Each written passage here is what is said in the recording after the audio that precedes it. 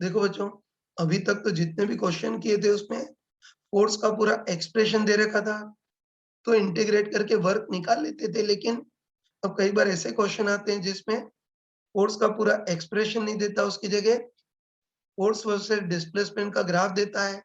तो force versus displacement के graph से वर्क डन कैसे निकालेंगे वो देखते हैं। तो देखो, है ना, देखो स्मार्ट पर्सन हो तो बिल्कुल मुंह जुबानी बोल सकता है कि किसी फोर्स का work done basically integration F D S, और इंटीग्रेशन एफ डी एस को ग्राफिकली क्या बोल सकते हैं, एफ एस ग्राफ का एरिया। तो सिंपली हम एफ एस ग्राफ का एरिया निकालेंगे और वही वर्क डन को रिप्रेजेंट करेगा, है ना। तो चलो इसको समझने के लिए एक नॉर्मल टाइप का एग्जांपल लेते हैं, ध्यान से देखना, है ना। कोई हमको दे रखा है, कोई पार्टिकल है जो कि एक्स एक्सिस के अलोंग स्ट्रेट लाइन में मूव कर रहा है। इस पर फोर्स, है ना, इस पार्टिकल पर कोई फोर्स एफ लग रहा है जो कांस्टेंट नहीं बल्कि चेंज हो रहा है, और फोर्स, है ना, फोर्स डिस्प्लेसमेंट के साथ किस टाइप चेंज कर रहा है उसका एक्सप्रेशन नहीं दे रखा, उसकी जगह उसका ग्राफ दे रखा है कि पहले फोर्स बढ़ रहा है, फिर कांस्टेंट है, घट रहा है, नेगेटिव हो रहा है, इस टाइप से। ये जो फोर्स है वो डिस्प्लेसमेंट या पोजीशन के साथ, बताओ ना, एक्स एक्सिस पर हम डिस्प्लेसमेंट भी बोल सकते हैं, दूसरे शब्दों में पोजीशन कोऑर्डिनेट भी बोल सकते हैं। तो बस फोर्स ये डिस्प्लेसमेंट या पोजीशन के साथ किस टाइप चेंज करा उसका ग्राफ दे रखा है। तो हमको पूछा है कि x इक्वल टू 0 से x इक्वल टू 50 तक के मोशन के ड्यूरिंग इस F फोर्स का वर्क डन कितना होगा वो देखना है। तो कर सकते हैं ना, तो हमको अच्छे पता है ना, तो हमको अच्छे पता है कि इस F फोर्स का वर्क डन बेसिकली क्या होता है, इंटीग्रेशन एफ डी एस, है ना। तो हमको पता है कि इस F फोर्स का वर्क डन बेसिकली क्या होता है, इंटीग्रेशन एफ डी एस। और बताओ, इंटीग्रेशन एफ डी एस को ग्राफिकली हम क्या बोल सकते हैं, एफ एस ग्राफ का एरिया, है ना। ये मैथमेटिकल टूल में चमका कर बताया था कि डिफरेंशिएशन को ग्राफ से निकालना है तो स्लोप, और इंटीग्रेशन को ग्राफ से निकालना है तो एरिया, है ना। तो आगे बोलने की जरूरत नहीं पड़ी, डायरेक्ट आना चाहिए ना, कि आगे डायरेक्ट आना चाहिए, किसी भी एफ फोर्स का work done basically integration F D S होता है। और बताओ, इंटीग्रेशन एफ डी एस को ग्राफिकली हम क्या बोल सकते हैं, एफ एस ग्राफ का एरिया। बस हम सिंपली इस एफ एस ग्राफ के नीचे का एरिया निकालेंगे, और एफ एस ग्राफ का जो भी एरिया होगा वही वर्क को रिप्रेजेंट करेगा। तो चलो इस बार टुकड़ों टुकड़ों में एरिया निकालने की जरूरत नहीं है ना, टुकड़ों टुकड़ों में एरिया निकालने की जरूरत नहीं, हम क्या करते हैं, डायरेक्ट एक्सिस के ऊपर वाला एरिया निकालते हैं और एक्सिस के नीचे वाला एरिया भी डायरेक्ट निकालते हैं। चलो पहले हम, है ना, चलो पहले हम एक्सिस के ऊपर वाला एरिया निकालते हैं। तुम बताया ना, तुम बताओ कि एक्सिस के ऊपर वाला रीजन ट्रिपेजियम की फॉर्म में है ना, एक्सिस के ऊपर वाला रीजन ट्रिपेजियम की फॉर्म में है, तो इसका area half sum of parallel lines into distance between parallel lines, half sum of parallel lines, तो 30 और 10 कितना हो गया, 40 into distance between parallel lines 10। तो इसको सॉल्व करेंगे तो 200, और एक्सिस के ऊपर है इससे प्लस 200 एरिया, है ना। और अब एक्सिस के नीचे वाला एरिया भी एक साथ निकालते हैं ना। तो बताओ, ये जो एक्सिस के नीचे वाला पार्ट है ना, ये जो एक्सिस के नीचे वाला पार्ट है वो ट्रायंगुलर है, तो इसका area half base into height, half, ये बेस कितना है 20 इंटू हाइट कितनी है 10, तो एरिया 100 आ गया। और बताओ, एक्सिस के नीचे इसलिए -100, एरिया का साइन कन्वेंशन बताया था ना कि एक्सिस के ऊपर वाले एरिया को पॉजिटिव और नीचे एरिया को नेगेटिव। तो एक्सिस के ऊपर वाला एरिया +200 और एक्सिस के नीचे वाला एरिया -100। तो बस, है ना, बस x हमको x इक्वल टू 0 से x इक्वल टू 50 तक इस फोर्स का वर्क डन निकालना है। तो इस फोर्स का वर्क डन कितना होगा, इंटीग्रेशन एफ डी एस, और इंटीग्रेशन एफ डी एस को ग्राफिकली एफ एस ग्राफ का एरिया बोल सकते हैं। बस, है, बताओ, एक्सिस के ऊपर वाले, है ना, एक्सिस के ऊपर वाला एरिया 200 है तो साइन के साथ +200, और एक्सिस के नीचे वाला एरिया 100 है तो साइन के साथ -100। तो बताओ, टोटल है ना, x इक्वल 0 से 50 तक टोटल एरिया कितना हो गया, +200 -100 मतलब +100 ये हो गया। तो टोटल एरिया +100 है तो एफ फोर्स का वर्क डन भी +100 होगा, है ना। यूनिट भी देख सकते हो, है ना, इसकी यूनिट भी देख सकते हो। तुम बताओ कि इस बार ए, है ना, बताओ इस बार एरिया निकाल रहे हैं, और बताओ एरिया की यूनिट क्या होती है, लेंथ इनटू विड्थ। तो होता लेंथ में डिस्प्लेसमेंट है जिसकी यूनिट मीटर और विड्थ में फोर्स है जिसकी यूनिट न्यूटन है। तो इस बार एरिया की यूनिट न्यूटन इंटू मीटर होगी जिसको जूल बोलेंगे। तो बस x इक्वल 0 से 50 तक इस F फोर्स का वर्क डन कितना आ गया प्लस 100 जूल। इस टाइप से इजीली निकाल सकते हैं। चलो बच्चों इसी कंसेप्ट का एक और क्वेश्चन करते हैं ना। देखो इस इस बार हमको दे रखा है कि m इक्वल टू 10 kg मास का कोई ब्लॉक है ना। 10 kg मास का ब्लॉक है जो x एक्सिस के अलोंग बिल्कुल स्ट्रेट लाइन में मूव कर रहा है। अब देखो इस बार हमको रिजल्टेंट फोर्स का ग्राफ नहीं दिया, उसकी जगह डराने के लिए एक्सेलरेशन वर्सेस डिस्प्लेसमेंट का ग्राफ दे रखा है। इसको तुम डिस्प्लेसमेंट भी बोल सकते हो, दूसरे शब्दों में पोजीशन कोऑर्डिनेट x भी बोल सकते हो ना। वही 10 kg का पार्टिकल स्ट्रेट लाइन में मूव कर रहा है। इस बार फोर्स का ग्राफ देने की जगह इसके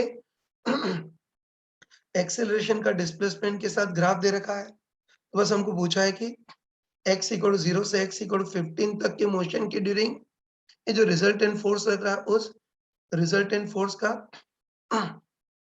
टोटल वर्क डन कितना होगा वो देखना है ना। तो इसको इजीली कर सकते हैं ना। तो कोई स्मार्ट पर्सन हो, ठीक है ना, तो कोई स्मार्ट पर्सन हो तो शक्ल देखते ही समझ जाएगा कि बताओ ये डराने के लिए एक्सेलरेशन का ग्राफ दे रखा है, मतलब इनडायरेक्टली रिजल्टेंट फोर्स का ग्राफ दे रखा है। देखते ही आना चाहिए कि डराने के लिए एक्सेलरेशन का ग्राफ दे रखा है, मतलब इनडायरेक्टली रिजल्टेंट फोर्स का ग्राफ दे रखा है ना। और बताओ ये बताओ न्यूटन सेकेंड लॉ से हम आंखें बंद करके बोल सकते हैं कि इस पार्टिकल पर भी resultant force equal to simply mass into acceleration, जहां इसका मास कितना है 10 है ना, बोल सकते हैं इस पर resultant force equal to mass into acceleration, जहां मास इसका 10 kg है। तो बस आराम से बताओ, आराम से बताओ कि डराने के लिए एक्सेलेंट का ग्राफ दे रखा है, मतलब इनडायरेक्टली हमको रिजल्टेंट फोर्स का ग्राफ दे रखा है। तो तुम बताओ कि जहां भी है ना, पता जहां जहां एक्सेलरेशन है वहां मास मतलब 10 का मल्टीप्लाई कर देंगे तो रिजल्टेंट फोर्स का ग्राफ बन जाएगा ना। बस यही करेंगे कि जहां जहां एक्सेलरेशन है वहां मास 10 का मल्टीप्लाई करेंगे तो फोर्स आ जाएगा। जैसे इस पॉइंट पर देखना है ना, तो इस पॉइंट पर एक्सेलरेशन 2 है, तो बता रिजल्टेंट फोर्स कितना होगा, मास 10 इंटू एक्सेलरेशन 2, तो ये 20 न्यूटन ही हो गया। ऐसे बताओ इस पॉइंट पर एक्सेलरेशन 0 है तो रिजल्टेंट फोर्स कितना होगा, 10 इंटू 0 मतलब 0, और इधर एक्सेलरेशन -1 है तो रिजल्टेंट फोर्स कितना होगा, मास इंटू एक्सेलरेशन, तो मास तो 10 इंटू एक्सेल -1 तो ये -10 न्यूटन है। बस ये ध्यान रखना, ये ध्यान रखना कि जहां जहां एक्सेलरेशन है वहां मास 10 का मल्टीप्लाई करेंगे तो रिजल्टेंट फोर्स आ गया। बताओ अब एक ग्राफ है ना, अब एक graph resultant force versus displacement का ग्राफ आ गया। तो बस अब तो वर्क डन निकाल सकते हैं ना। या तो हम बोल सकते हैं कि हम बोल सकते हैं कि इस ब्लॉक पर किया गया टोटल वर्क डन कितना होगा, integration F D S. F D S भी लिख सकते हैं, इंटीग्रेशन एफ डी एक्स भी बोल सकते हैं। और बताओ इंटीग्रेशन एफ डी एक्स को ग्राफिकली क्या बोलेंगे, एफ एस ग्राफ का एरिया। बस यहाँ भी सिंपली एफ एक्स ग्राफ का एरिया निकालेंगे और इसका एफ एक्स ग्राफ का जो एरिया होगा वही टोटल वर्क डन को रिप्रेजेंट करेगा। सबसे पहले बताओ ये वाला रीजन एक्सिस के ऊपर है तो इसका एरिया कितना होगा, हाफ बेस इंटू हाइट, तो हाफ बेस तो 10 इंटू हाइट 20, तो एरिया 100 और एक्सिस के ऊपर इसलिए +100। और फिर ये वाला रीजन ये भी ट्रायंगुलर, इसका भी area half base into height, तो हाफ बेस तो कितना है 5 इंटू हाइट कितनी है 10, तो इसको सॉल्व करेंगे तो ये कितना आ गया 25 आ गया, और एक्सिस के नीचे इससे -25। तो बस इस टाइप से हमने एफ एक्स ग्राफ का एरिया निकाले, वही वर्क डन को रिप्रेजेंट करेगा ना। तो बताओ ये तो बताओ कि 100 वाला एरिया एक्सिस के ऊपर है इसलिए +100, और ये 25 वाला एरिया एक्सिस के नीचे तो -25। तो बताओ सबका रिजल्टेंट निकालेंगे तो एफ एस ग्राफ का टोटल एरिया +75 है तो इस रिजल्टेंट फोर्स का टोटल वर्क डन भी +75 जूल होगा। तो इस टाइप से हमने अगर हमको फोर्स का ग्राफ दे रखा हो तब भी हम वर्क डन एफएस ग्राफ के एरिया से इजीली निकाल सकते हो। तो पिछली क्लास में हमने अलग-अलग टाइप के फोर्सेस का वर्क डन देखा था। तो अब हम फ्रिक्शन फोर्स का वर्क डन देखते हैं। तो देखो पहले हम स्टैटिक फ्रिक्शन का वर्क डन देखेंगे और बाद में काइनेटिक फ्रिक्शन का वर्क डन। तो चलो सबसे पहले स्टैटिक फ्रिक्शन का वर्क डन कितना होता है वो देखते हैं। ठीक है, तो देखो कोई स्मार्ट पर्सन हो तो फीलिंग से ही सोच सकता है कि बताओ कभी भी पार्टिकल पर अगर स्टैटिक फ्रिक्शन लगे तो उस केस में रिलेटिव स्लाइडिंग या रिलेटिव रबिंग नहीं होती है। तो स्मार्ट पर्सन और फीलिंग से सोच सकता है कि जब भी पार्टिकल पर स्टैटिक फ्रिक्शन लगता है तब रिलेटिव स्लाइडिंग या रिलेटिव रबिंग नहीं होती है। और बताओ स्लाइडिंग या रबिंग नहीं होती है मतलब स्टैटिक फ्रिक्शन ओवरऑल कोई एनर्जी में लॉस नहीं करता है। मतलब स्टैटिक फ्रिक्शन का ओवरऑल वर्क डन निश्चित जीरो होगा, ऐसे फीलिंग से सोच सकता है। लेकिन चलो एक बार हम इसको थोड़ा सा मैथमेटिकली देखते हैं कि स्टैटिक फ्रिक्शन का ओवरऑल वर्क डन कितना होगा वो देखते हैं। ठीक है, तो देखो उसको समझने के लिए पहले हम एक बहुत सिंपल एग्जांपल लेते हैं, इसको देखना। ठीक है, देखो जैसे मान लेते हैं कि ग्राउंड की कोई रफ हॉरिजॉन्टल सरफेस है, उसके ऊपर 10 केजी का कोई ब्लॉक रखा है और चलो ब्लॉक और ग्राउंड के बीच सरफेस रफ है, इसका फ्रिक्शन कोएफिशिएंट 0.5 है। ओनली म्यू दे रखा है, मतलब समझ गए कि म्यू एस भी उतना ही होगा और म्यू के भी उतना ही होगा। अब देखो इस ब्लॉक को स्लाइड कराने का ट्राई कर रहे हैं तो उसके लिए हम ब्लॉक पर 40 न्यूटन का कोई हॉरिजॉन्टल फोर्स लगाते हैं। बस हमको देखना है कि ब्लॉक पर फ्रिक्शन कितना होगा और उस फ्रिक्शन का वर्क डन कितना होगा वो देखना है ना? स्टार्ट करते हैं। ये तो हमने बिल्कुल कसम खा रखी है, हमको रटा हुआ है कि फ्रिक्शन का कोई भी क्वेश्चन हो तो बस उसमें एक ही तरीका कि सबसे पहले वेल्डिंग स्ट्रेंथ देखेंगे, फिर तोड़ने वाला फोर्स देखेंगे और फिर डिसाइड करेंगे कि स्लाइडिंग स्टार्ट होगी या नहीं होगी, वैसे करेंगे। तो चलो सबसे पहले वेल्डिंग स्ट्रेंथ देखनी है तो उसके लिए प्रेसिंग फोर्स देखेंगे। ये तो हमको अच्छे पता है। ये बताए 10 केजी का ब्लॉक है तो ग्राउंड को कितने फोर्स से प्रेस करेगा? 10 जी मतलब 100 न्यूटन। है ना? हम सोच सकते हैं कि बताओ 10 केजी का ब्लॉक है तो इसका वेट है ग्रेविटेशन फोर्स 10 जी मतलब 100 न्यूटन नीचे की ओर लगेगा। तो उसके कारण ब्लॉक जो है वो ग्राउंड की सरफेस को 100 न्यूटन फोर्स से दबाएगा। तो हमको पता है कि इस दबाव के कारण या इस प्रेसिंग फोर्स के कारण दोनों की कॉन्टैक्ट सरफेस पर एक वेल्डिंग बन जाएगी जिसकी वेल्डिंग स्ट्रेंथ होगी mu S into pressing force. तो म्यू एस तो 0.5 इंटू प्रेसिंग फोर्स 100। तो बताओ इसकी वेल्डिंग स्ट्रेंथ कितनी आ गई? 50 न्यूटन। अब बताओ वेल्डिंग स्ट्रेंथ तो 50 न्यूटन है और तोड़ने वाला फोर्स कौन सा है? Only 40 Newton. बताओ सरफेस के पैरेलल जो फोर्स लगाते हैं उसको अपने शब्दों में तोड़ने वाला फोर्स बोलते हैं। तो देखते ही बताओ कि वेल्डिंग स्ट्रेंथ मतलब वेल्डिंग की मजबूती तो 50 न्यूटन है जबकि तोड़ने वाला फोर्स ओनली 40 न्यूटन है। तो साफ-साफ दिख रहा है कि इस बार तोड़ने वाला फोर्स इनसफिशिएंट है, मतलब वेल्डिंग स्ट्रेंथ से कम है। तो कंफर्म है कि इसकी वेल्डिंग नहीं टूटेगी। और बताओ वेल्डिंग नहीं टूटेगी तो ब्लॉक वहीं के वहीं जमा रहेगा, मतलब इस ब्लॉक का एक्सेलरेशन 0 होगा। एक्सेलरेशन 0 होगा तो न्यूटन सेकंड लॉ के अकॉर्डिंग रिजल्टेंट फोर्स भी 0 होना चाहिए। और बताओ रिजल्टेंट फोर्स को 0 करने के लिए या इस 40 न्यूटन को कैंसल करने के लिए 40 न्यूटन फोर्स आगे लगा रहे हैं, तो इसको कैंसल करने के लिए बिल्कुल 40 न्यूटन का ही स्टैटिक फ्रिक्शन पीछे लगेगा। बस कंफर्म बोल सकते हैं, है ना? कंफर्म बोल सकते हैं कि इस पर फ्रिक्शन स्टैटिक फ्रिक्शन लगेगा जिसकी वैल्यू 40 न्यूटन होगी। ठीक है? अब देखो एक और चीज हमको पता है कि बताओ ये फ्रिक्शन एक्शन रिएक्शन फोर्स होता है ना, तो तब ब्लॉक पर फ्रिक्शन पीछे की ओर लग रहा है तो उसका रिएक्शन ग्राउंड पर आगे की ओर, है ना? हमको पता है कि ब्लॉक पर फ्रिक्शन पीछे लग रहा है तो उसका रिएक्शन ग्राउंड पर आगे की ओर लगेगा, है ना? इस फ्रिक्शन की वैल्यू 40 न्यूटन है तो इसकी वैल्यू 40 न्यूटन। सभी समझते हैं कि इस फ्रिक्शन को अगर एक्शन बोले तो इसको रिएक्शन। और ये भी पता है कि ये जो फ्रिक्शन है वो ब्लॉक के पाले में आएगा और ये जो फ्रिक्शन है वो ग्राउंड के पाले में आएगा। बस हमको देखना है कि इस एक्शन स्टैटिक फ्रिक्शन का वर्क डन कितना होगा, फिर इस रिएक्शन स्टैटिक फ्रिक्शन का वर्क डन कितना होगा और फिर स्टैटिक फ्रिक्शन में एक्शन और रिएक्शन दोनों का ओवरऑल वर्क डन कितना होगा वो देखना है। चलो सबसे पहले हम देखते हैं कि ब्लॉक पर जो एक्शन स्टैटिक फ्रिक्शन लग रहा है उसका वर्क डन कितना होगा वो देखना है। तो तुम आराम से बताओ कि ब्लॉक पर स्टैटिक फ्रिक्शन तो लग रहा है लेकिन ब्लॉक का डिस्प्लेसमेंट बिल्कुल जीरो है। तुम खुद बताओ कि वेल्डिंग नहीं टूट रही है ना, वेल्डिंग नहीं टूट रही हो तो ब्लॉक वहीं के वहीं जमा रहेगा, वहीं के वहीं चिपका रहेगा तो उसका डिस्प्लेसमेंट जीरो होगा। बस हम कंफर्म बोल सकते हैं कि इस ब्लॉक पर स्टैटिक फ्रिक्शन फोर्स तो लग रहा है, लेकिन ब्लॉक का डिस्प्लेसमेंट 0 है। इससे ब्लॉक पर जो स्टैटिक फ्रिक्शन लग रहा है उसका वर्क डन 0। अब चलो इसका रिएक्शन ग्राउंड पर लगेगा, तो ग्राउंड पर जो रिएक्शन स्टैटिक फ्रिक्शन है उसका वर्क डन देखना है। तो तुम आराम से बताओ कि ग्राउंड पर फ्रिक्शन फोर्स तो लग है ना, ग्राउंड पर रिएक्शन स्टैटिक फ्रिक्शन फोर्स तो लग रहा है 40 न्यूटन, लेकिन ग्राउंड का डिस्प्लेसमेंट भी 0 है। बताओ इतने से फोर्स से क्या जमीन हिलने लग जाएगी क्या? नहीं लगेगी। तो हम बोल सकते हैं कि ग्राउंड पर भी रिएक्शन स्टैटिक फ्रिक्शन तो लग रहा है, लेकिन ग्राउंड का डिस्प्लेसमेंट 0 है। इससे ग्राउंड पर जो रिएक्शन स्टैटिक फ्रिक्शन है उसका भी वर्क डन 0 है। बस तुम आराम से बताओ कि ब्लॉक पर जो एक्शन स्टैटिक फ्रिक्शन लग रहा है उसका भी वर्क डन 0 और ग्राउंड पर जो रिएक्शन स्टैटिक फ्रिक्शन लग रहा है उसका भी वर्क डन 0। तो हम बोल सकते हैं कि स्टैटिक फ्रिक्शन में एक्शन और रिएक्शन दोनों का ओवरऑल वर्क डन 0 होगा।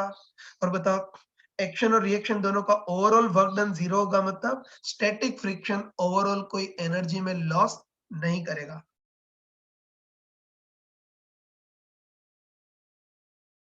अब बच्चों देखो अभी तो हमने बहुत सिंपल केस लिया था जिसमें एक्शन और रिएक्शन दोनों स्टैटिक फ्रिक्शन का वर्क डन 0-0 था। लेकिन ध्यान रखना कि कई ऐसे केसेस भी होते हैं जिसमें किसी ऑब्जेक्ट पर स्टैटिक फ्रिक्शन का वर्क डन नॉन जीरो भी होता है। तो इस टाइप का एक क्वेश्चन लेते हैं। ठीक है, तो इसमें हम एक्चुअली टू ब्लॉक प्रॉब्लम का एक क्वेश्चन लेते हैं जो कि हमने फ्रिक्शन के चैप्टर में पढ़ा था। ठीक है, तो हमको दे रखा है कि ग्राउंड की स्मूथ सरफेस है ना, ग्राउंड की स्मूथ हॉरिजॉन्टल सरफेस है। इसके ऊपर 6 केजी का ब्लॉक रखा है और इसके ऊपर 4 केजी का एक और ब्लॉक रख दिया है। अब हमको दे रखा है कि नीचे वाली सरफेस तो बिल्कुल स्मूथ है, मतलब फ्रिक्शन लेस है, लेकिन इन दोनों ब्लॉक के बीच वाली सरफेस रफ है जिसका फ्रिक्शन कोएफिशिएंट 0.5 दे रखा है, मतलब म्यू एस भी उतना ही और म्यू के भी उतना ही है। अब देखो सिस्टम को मूव कराने के लिए हम नीचे वाले ब्लॉक पर 30 न्यूटन का फोर्स लगाते हैं। बस सबसे पहले हमको देखना है कि इन दोनों ब्लॉक पर फ्रिक्शन फोर्स कितना लगेगा वो देखना है, और उसके बाद ऊपर वाले ब्लॉक पर जो एक्शन फ्रिक्शन लग रहा है उसका वर्क डन, नीचे वाले ब्लॉक पर जो रिएक्शन फ्रिक्शन फोर्स लग रहा है उसका वर्क डन, और एक्शन और रिएक्शन दोनों फ्रिक्शन का ओवरऑल वर्क डन कितना होगा वो देखना है ना? तो बस तुम देखते ही बताओ कि एक ब्लॉक के ऊपर दूसरा ब्लॉक रखा है, मतलब ये बिल्कुल टू ब्लॉक प्रॉब्लम है।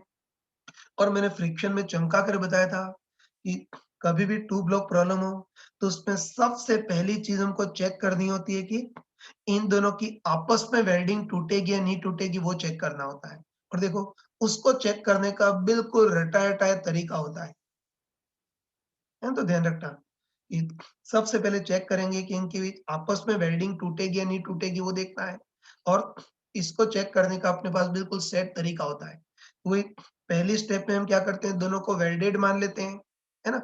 तो पहली स्टेप में दोनों को वेल्डेड मान लेते हैं, मतलब जुड़ा हुआ मान लेते हैं, मतलब 6 + 4 मतलब 10 केजी का एक सिंगल ब्लॉक मान लेते हैं, और दोनों को जुड़ा हुआ मानते हुए इस पूरे सिस्टम का कॉमन एक्सेलरेशन निकालते हैं। तो बस आराम से बताओ कि अगर दोनों ब्लॉक को जुड़ा हुआ मान लें तो बताओ इस पूरे सिस्टम पर आगे की ओर ले जाने वाला फोर्स 30 और पीछे की ओर ले जाने वाला फोर्स बिल्कुल 0 है, क्योंकि नीचे सरफेस स्मूथ है, इधर से कोई फ्रिक्शन नहीं लग सकता है।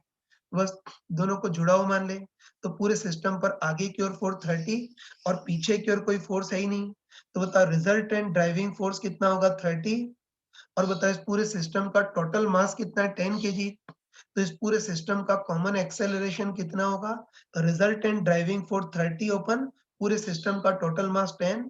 तो इनको जुड़ा हुआ मान है ना, तो इसको सॉल्व करेंगे तो इनका कॉमन एक्सेलरेशन 3 मीटर पर सेकंड स्क्वायर।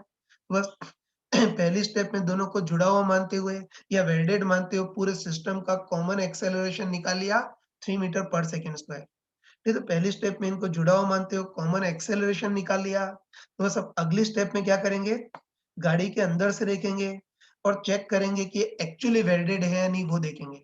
बस उसको चेक करने के लिए हम गाड़ी के अंदर से देखते हैं और देखते हैं कि अंदर से देखने पर इस 4 केजी वाले ब्लॉक पर कौन-कौन से फोर्स फील होंगे वो देखते हैं।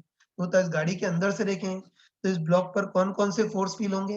एक तो इसका वेट या ग्रेविटेशन फोर्स 4G मतलब 40 न्यूटन ये, और बताओ और कौन-सा स्यूडो फोर्स। तो तुम बताओ कि पूरे सिस्टम का कॉमन एक्सेलरेशन आगे की ओर है, तो इसके रिस्पेक्ट में देखेंगे तो ब्लॉक पर स्यूडो फोर्स पीछे की ओर फील होगा और स्यूडो फोर्स कितना फील होगा, ma कॉमन। तो होता m, तो इसका मास 4 इंटू a कॉमन कितना है 3, तो होता है स्यूडो फोर्स कितना हो गया 12 न्यूटन, ये हो गया। बस अब इसकी वेल्डिंग टूटेगी या नहीं टूटेगी वो देखना है, तो उसके लिए वही अपना सदियों पुराना तरीका। ये बताओ वेल्डिंग स्ट्रेंथ देखेंगे और तोड़ने वाला फोर्स, पहले इस सरफेस की वेल्डिंग स्ट्रेंथ देखते हैं। तो डायरेक्ट बताओ, ये बताओ ब्लॉक है ना, ब्लॉक इस सरफेस को कितने फोर्स से प्रेस करेगा, 40 न्यूटन पता है ना। इस सरफेस के ऊपर 4 केजी का भार है, तो बताओ इस सरफेस पर प्रेसिंग फोर्स कितना आएगा, 40 न्यूटन। तो इस प्रेसिंग के कारण वेल्डिंग बन जाएगी, जिसकी वेल्डिंग स्ट्रेंथ कितनी होगी, mu S into pressing force. मैं डायरेक्ट बोल रहा हूँ कि म्यू एस तो 0.5 इंटू इस सरफेस पर प्रेसिंग फोर्स 40 है, तो welding strength mu S into pressing force मतलब 20 न्यूटन। बस तुम देखते ही बताओ कि बताओ वेल्डिंग स्ट्रेंथ तो 20 न्यूटन है, अब तोड़ने वाला फोर्स देखना है। तो बताओ ये जो स्यूडो फोर्स 12 न्यूटन है, ये इस सरफेस के पैरेलल है, मतलब तोड़ने वाला फोर्स होगा। तो बस कॉन्फिडेंटली बताओ कि वेल्डिंग टूटेगी या नहीं, नहीं टूटेगी है ना। तो हम क्लियरली देख सकते हैं, तो हम क्लियरली देख सकते हैं, बताओ इस सरफेस की वेल्डिंग स्ट्रेंथ तो 20 न्यूटन है, जबकि तोड़ने वाला फोर्स केवल 12 न्यूटन है। तो देखते ही बताओ कि इस बार तोड़ने वाला फोर्स इनसफिशिएंट है, मतलब वेल्डिंग स्ट्रेंथ से कम है, तो कंफर्म है कि इसकी वेल्डिंग नहीं टूटेगी। और बताओ वेल्डिंग नहीं टूटेगी मतलब दोनों एक्चुअली वेल्डेड रहेंगे, मतलब एक्चुअली जुड़े हुए रहेंगे, मतलब शुरू में हमने जो माना था वो सही माना था।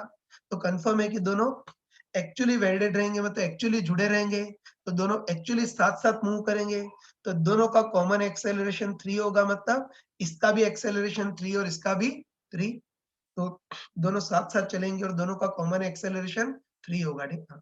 उसके बाद इस ब्लॉक पर फ्रिक्शन कितना लगेगा वो देखना है, तो उसको भी देख सकते हैं, है ना। तुम देखते ही बताओ, इस सरफेस की वेल्डिंग स्ट्रेंथ 20 न्यूटन है, जबकि तोड़ने वाला फोर्स केवल 12 न्यूटन है ना। तो बताओ तोड़ने वाला फोर्स इनसफिशिएंट है, मतलब वेल्डिंग स्ट्रेंथ से कम है, तो वेल्डिंग नहीं टूटेगी। और मैंने बताया था कि अगर वेल्डिंग नहीं टूटेगी तब क्या होता है, जितना फोर्स पीछे लग रहा है उसको कैंसल करने के लिए उतना की उतना स्टैटिक फ्रिक्शन आगे की ओर लगेगा। तो होता है इस पर 12 न्यूटन पीछे लग रहा है, तो उसको कैंसल करने के लिए एग्जैक्टली 12 न्यूटन का स्टैटिक फ्रिक्शन आगे लगेगा, है ना। अब आगे की कहानी पता है, ये जो स्टैटिक फ्रिक्शन होता है वो भी एक्शन रिएक्शन फोर्स होता है। तो बता ऊपर वाले ब्लॉक पर स्टैटिक फ्रिक्शन आगे लगेगा, तो उसका रिएक्शन इस वाले ब्लॉक पर पीछे की ओर लगेगा। और बताओ इस फ्रिक्शन की वैल्यू 12 न्यूटन है, तो इसकी वैल्यू भी 12 न्यूटन होगी। इसमें इसको अगर एक्शन बोले तो इसको रिएक्शन। पता है कि ये जो फ्रिक्शन है वो 4 केजी वाले ब्लॉक के पाले में आएगा, और ये जो फ्रिक्शन है वो इस 6 केजी वाले ब्लॉक के पाले में आएगा। तो बस क्वेश्चन का पहला पार्ट तो कर लिया, फ्रिक्शन फोर्स निकालिए तो पता चल गया कि इस ब्लॉक पर स्टैटिक फ्रिक्शन आगे लगेगा 12 न्यूटन, और उसका रिएक्शन नीचे वाले ब्लॉक पर पीछे की ओर लगेगा, ठीक है ना। इसको एक्शन बोले तो इसको रिएक्शन, या इसको एक्शन बोले तो इसको रिएक्शन बोल सकते हैं। तो ये तो फ्रिक्शन फोर्स आ गया। बस अब हमको देखना है कि इस ब्लॉक पर जो एक्शन स्टैटिक फ्रिक्शन लग रहा है उसका वर्क डन, नीचे वाले ब्लॉक पर जो रिएक्शन स्टैटिक फ्रिक्शन लग रहा है उसका वर्क डन, और एक्शन और रिएक्शन स्टैटिक फ्रिक्शन का ओवरऑल वर्क डन कितना होगा वो देखना है। तो उसके लिए डिस्प्लेसमेंट मान लेते हैं, ठीक। हमको अच्छे पता है, चेक कर चुके हैं कि दोनों वेल्डेड रहेंगे, मतलब दोनों साथ-साथ मूव करेंगे ना। तो बताओ गाड़ी का डिस्प्लेसमेंट अगर x हो, तो उससे चिपके हुए ब्लॉक का भी डिस्प्लेसमेंट x ही होगा। चेक कर चुके हैं ना, वेल्डिंग नहीं टूटेगी, दोनों एक्चुअली जुड़े रहेंगे, साथ-साथ चलेंगे। तो बताओ अगर गाड़ी का डिस्प्लेसमेंट x हो, तो उससे चिपके हुए ब्लॉक का भी डिस्प्लेसमेंट निश्चित x ही होगा। तो बस सबसे पहले हमको देखना है कि ऊपर वाले ब्लॉक पर जो एक्शन स्टैटिक फ्रिक्शन लग रहा है, उसका वर्क डन कितना होगा वो देखना है। तो तुम देखते ही बताओ कि ऊपर वाले ब्लॉक पर स्टैटिक फ्रिक्शन भी आगे की ओर लग रहा है, और इस ब्लॉक का एक्चुअल डिस्प्लेसमेंट भी आगे की ओर है। तो बताओ इस ब्लॉक पर जो फ्रिक्शन फोर्स लग रहा है वो डिस्प्लेसमेंट के अलोंग है, इसलिए इस पर जो स्टैटिक फ्रिक्शन है उसका वर्क डन पॉजिटिव होगा, और वैल्यू कितनी होगी, फोर्स इंटू डिस्प्लेसमेंट। हाँ बच्चों, ये तो हम बोल सकते हैं कि ऊपर वाले ब्लॉक पर स्टैटिक फ्रिक्शन भी आगे की ओर है और डिस्प्लेसमेंट भी आगे की ओर है। स्टैटिक फ्रिक्शन डिस्प्लेसमेंट के अलोंग है, तो इस पर जो फ्रिक्शन है उसका वर्क डन पॉजिटिव होगा, और वैल्यू फोर्स इंटू डिस्प्लेसमेंट। तो फ्रिक्शन फोर्स तो 12 इंटू डिस्प्लेसमेंट एक्स। लेकिन चलो फ्रिक्शन फोर्स की वैल्यू 12 लिखने की जगह मैं इसको FRE लिख देता हूँ, कोई पाप तो नहीं है ना। तो बस बोल सकते हैं कि ऊपर वाले ब्लॉक पर स्टैटिक फ्रिक्शन का वर्क डन पॉजिटिव होगा, और वैल्यू कितनी होगी, फोर्स इंटू डिस्प्लेसमेंट। तो फ्रिक्शन फोर्स की वैल्यू 12 है, लेकिन मैं FRE लिख रहा हूँ इंटू डिस्प्लेसमेंट एक्स। तो ये जो एक्शन स्टैटिक फ्रिक्शन उसका वर्क डन पॉजिटिव होगा प्लस FR इंटू एक्स होगा। अब बताओ इसका रिएक्शन किस पर लगेगा, नीचे वाले ब्लॉक पर। तो नीचे वाले ब्लॉक पर जो रिएक्शन स्टैटिक फ्रिक्शन है उसका वर्क डन कितना होगा वो देखना है। तुम आराम से बताओ कि नीचे वाले ब्लॉक पर रिएक्शन स्टैटिक फ्रिक्शन पीछे लग रहा है, लेकिन इस ब्लॉक का डिस्प्लेसमेंट आगे की ओर है। तो वही कि नीचे वाले ब्लॉक पर रिएक्शन स्टैटिक फ्रिक्शन पीछे लग रहा है, लेकिन इस वाले ब्लॉक का एक्चुअल डिस्प्लेसमेंट आगे की ओर है। तो होता है जो नीचे वाला ब्लॉक है इस पर जो फ्रिक्शन फोर्स लग रहा है वो इसके डिस्प्लेसमेंट के अपोजिट है। देख सकते हैं ना कि नीचे वाले ब्लॉक पर जो फ्रिक्शन फोर्स लग रहा है वो इसके डिस्प्लेसमेंट के अपोजिट है, इसलिए नीचे वाले ब्लॉक पर जो फ्रिक्शन है उसका वर्क डन नेगेटिव होगा और वैल्यू फोर्स इंटू डिस्प्लेसमेंट। तो फ्रिक्शन फोर्स की वैल्यू 12 है, लेकिन मैं FRE लिख रहा हूँ इंटू इसका डिस्प्लेसमेंट एक्स। तो बस हम बोल सकते हैं कि नीचे वाले ब्लॉक पर जो रिएक्शन स्टैटिक फ्रिक्शन लग रहा है उसका वर्क डन नेगेटिव होगा और माइनस FR इंटू एक्स होगा, है ना। बस अब हम कंफर्म बोल सकते हैं, इसको मिटा देता हूँ, ठीक है ना। तो हम कंफर्म बोल सकते हैं कि बताओ, सॉरी, हम कंफर्म बोल सकते हैं कि बताओ ऊपर वाले ब्लॉक पर जो एक्शन स्टैटिक फ्रिक्शन लग रहा है उसका work done plus FR into x, और नीचे वाले ब्लॉक पर जो रिएक्शन स्टैटिक फ्रिक्शन लग रहा है उसका work done minus FR into x. बस अब हमको एक्शन और रिएक्शन स्टैटिक फ्रिक्शन का ओवरऑल वर्क डन देखना है। बस तुम देखते ही बताओ कि ऊपर वाले ब्लॉक पर स्टैटिक फ्रिक्शन का work done plus FR into x और नीचे वाले ब्लॉक पर स्टैटिक फ्रिक्शन का work done minus FR into x. तो स्टैटिक फ्रिक्शन में एक्शन और रिएक्शन दोनों का ओवरऑल वर्क डन 0 होगा, है ना। या अपने सिंपल शब्द, है ना, अपने सिंपल शब्दों में ये बोल सकते हैं कि ऊपर वाले ब्लॉक पर स्टैटिक फ्रिक्शन का वर्क डन जितना पॉजिटिव, नीचे वाले ब्लॉक पर स्टैटिक फ्रिक्शन का वर्क डन उतना ही नेगेटिव। तो स्टैटिक फ्रिक्शन में एक्शन और रिएक्शन दोनों का ओवरऑल वर्क डन 0 होगा। और बताओ ओवरऑल वर्क डन 0 होगा मतलब बोल सकते हैं कि स्टैटिक फ्रिक्शन ओवरऑल कोई एनर्जी में लॉस नहीं करेगा। हाँ बच्चों, ठीक है, तो इसको हम सिंपल शब्दों में ये बोल सकते हैं कि ठीक है, अगर कभी स्टैटिक फ्रिक्शन का वर्क डन नॉन जीरो, फिर भी अगर एक्शन स्टैटिक फ्रिक्शन का वर्क डन जितना पॉजिटिव होगा, रिएक्शन स्टैटिक फ्रिक्शन का वर्क डन उतना ही नेगेटिव होगा। इसलिए स्टैटिक फ्रिक्शन में एक्शन और रिएक्शन दोनों का ओवरऑल वर्क डन 0 होता है, और ओवरऑल वर्क डन 0 होता है इसलिए स्टैटिक फ्रिक्शन ओवरऑल कोई एनर्जी वेस्ट नहीं करता है या ओवरऑल कोई एनर्जी डिसिपेट नहीं करता है। अब देखो ये तो हमने टेक्निकल शब्दों में देख लिया, लेकिन तुम चाहो तो इसी चीज को हम अनपढ़ों के शब्दों में भी देख सकते हैं, है ना। तो सॉरी, ये तुम खुद देख कर बताओ कि नीचे वाला जो ब्लॉक है इसको चलो मैं गाड़ी बोल लेता हूँ, ठीक है। तुम बताओ कि गाड़ी पर स्टैटिक फ्रिक्शन का work done minus FR into x है, और बताओ इस, है ना, बताओ इस नीचे वाले ब्लॉक पर स्टैटिक फ्रिक्शन का वर्क डन नेगेटिव है। स्टैटिक फ्रिक्शन का वर्क डन नेगेटिव है मतलब नीचे वाले ब्लॉक पर तो static friction FR into x जितना वर्क खा रहा है। सिंपल शब्दों में बोल सकते हैं कि नीचे वाले ब्लॉक पर स्टैटिक फ्रिक्शन का work done minus FR into x है ना। तो बस नीचे वाले ब्लॉक पर स्टैटिक फ्रिक्शन का वर्क डन नेगेटिव है मतलब स्टैटिक फ्रिक्शन नीचे वाले ब्लॉक से तो वर्क खा रहा है, और कितना खा रहा है, FR इंटू एक्स। और बताओ ऊपर वाले ब्लॉक पर स्टैटिक फ्रिक्शन का work done plus FR into x है मतलब ऊपर वाले ब्लॉक को FR इंटू एक्स जितना वर्क सप्लाई कर रहा है ना। बस हम सिंपल शब्दों में ये बोल सकते हैं कि स्टैटिक फ्रिक्शन नीचे वाले ब्लॉक से जितना वर्क खाएगा ऊपर वाले ब्लॉक को उतना का उतना ही वर्क सप्लाई कर लेगा, मतलब बीच में कोई एनर्जी में लॉस नहीं करता है ना। तो ध्यान रखना कि सिंपल शब्दों में हम ये बोल सकते हैं, है ना। सिंपल शब्दों में ये बोल सकते हैं कि जो स्टैटिक फ्रिक्शन होता है वो ईमानदार होता है ना। बोल सकते हैं कि जो स्टैटिक फ्रिक्शन होता है वो ईमानदार होता है, मतलब स्टैटिक फ्रिक्शन नीचे वाले ब्लॉक से जितना वर्क खाता है ऊपर वाले ब्लॉक को उतना का उतना ही वर्क सप्लाई कर लेता है, बीच में कोई घोटाला नहीं करता है। तो इससे हम बोल सकते हैं कि स्टैटिक फ्रिक्शन एक ईमानदार फोर्स है, मतलब कंजर्वेटिव फोर्स है, ये भी हम बोल सकते हैं। हाँ, तो देखो ये जो चीज मैंने बोली थी, है ना, तो इसका हम फाइनल कंक्लूजन निकाल सकते हैं। हाँ बच्चों देखो ये तो हमने पूरा डिटेल में देख लिया, लेकिन अब हम स्टैटिक फ्रिक्शन का फाइनल कंक्लूजन निकाल सकते हैं। ठीक है, तो देखो हम क्लियरली बोल सकते हैं कि बताओ स्टैटिक फ्रिक्शन का किसी ऑब्जेक्ट पर वर्क डन 0 भी हो सकता है, जैसे इस केस में वर्क डन 0 था। हम बोल सकते हैं कि स्टैटिक फ्रिक्शन का किसी ऑब्जेक्ट पर वर्क डन 0 भी हो सकता है, किसी ऑब्जेक्ट पर वर्क डन पॉजिटिव भी हो सकता है, और किसी ऑब्जेक्ट पर वर्क डन नेगेटिव भी हो सकता है। लेकिन स्टैटिक फ्रिक्शन में एक्शन और रिएक्शन दोनों का ओवरऑल वर्क डन तो 0 ही होगा, और बताओ ओवरऑल वर्क डन जीरो होगा, मतलब स्टैटिक फ्रिक्शन ओवरऑल कोई एनर्जी में लॉस नहीं करेगा, है ना? तो ये मैंने लिख भी दिया है कि स्टैटिक फ्रिक्शन का किसी ऑब्जेक्ट पर वर्क डन जीरो भी हो सकता है, किसी ऑब्जेक्ट पर वर्क डन पॉजिटिव भी हो सकता है और किसी ऑब्जेक्ट पर वर्क डन नेगेटिव भी हो सकता है, लेकिन स्टैटिक फ्रिक्शन में एक्शन और रिएक्शन दोनों का ओवरऑल वर्क डन जीरो ही होगा, और ओवरऑल वर्क डन जीरो होगा मतलब स्टैटिक फ्रिक्शन ओवरऑल कोई एनर्जी में वेस्ट नहीं करेगा। अब बच्चों देखो, अभी हमने स्टैटिक फ्रिक्शन का वर्क डन देखा, अब आगे बढ़ते हैं, अब हम काइनेटिक फ्रिक्शन का वर्क डन कितना होगा वो देखते हैं, है ना? और कोई स्मार्ट पर्सन हो तो, है ना, स्मार्ट पर्सन हो तो मतलब फीलिंग से ही सोच सकता है कि बताओ कभी भी अगर काइनेटिक फ्रिक्शन लगे तो रिलेटिव स्लाइडिंग या रबिंग जरूर होगी। लॉजिकली बोल सकते हैं कि अगर कभी भी काइनेटिक फ्रिक्शन लग रहा हो तो स्लाइडिंग या रबिंग जरूर होगी, और स्लाइडिंग या रबिंग होगी मतलब निश्चित एनर्जी में कुछ लॉस भी होगा। तो हम बोल सकते हैं कि जो काइनेटिक फ्रिक्शन है वो ओवरऑल एनर्जी में कुछ लॉस करेगा, और ओवरऑल एनर्जी में कुछ लॉस करेगा मतलब काइनेटिक फ्रिक्शन का ओवरऑल वर्क डन निश्चित नेगेटिव होगा। ये लॉजिकली सोच सकते हैं, ठीक है? लेकिन चलो इसको भी एक बार थोड़ा मैथमेटिकली देख लेते हैं।